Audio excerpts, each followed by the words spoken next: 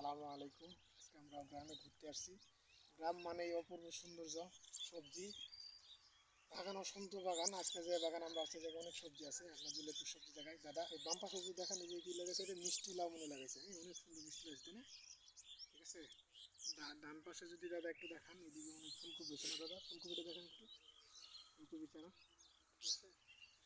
আর পিছিয়ে যদি দাদা একটু দেখেন, সুন্দর শশা আছে, অনেক সুন্দর শশা, তাই না? অনেক সুন্দর শশা আছে। এই শশা করেছে সিম গাছ আছে। আপনি চারদিকে যেদিকে তাকাবেন শুধু সবজি আর সবজি, তাই না? হ্যাঁ, একেবারে। চারপাশে শুধু সবজি আর সবজি। আমাদের প্রত্যেকটা গ্রাম যদি এরকম সবজিতে ভরে যেত, আমাদের যে সবজি বাজারের দাম, এটা অনেকটা, দামের চাহিদা অনেকটা কমে যেত, মানুষ অনেকটা স্বস্তি পেত। এই জন্য আমাদের আনাচে কানাচে যে জায়গায় ফাঁকা জায়গা থাকবে, সেই জায়গায় আমরা সবজি লাগানোর চেষ্টা করবো। এটা আমরা নিজেরাও স্বাবলম্বী হবো, এবং এই যে সবজির উপরে যে চাপ, দামের যে চাপ, এটা অনেকটা কমে যাবে, সাধারণ মানুষ অনেক স্বস্তি পাবে। সবাইকে ধন্যবাদ। আসসালামু আলাইকুম।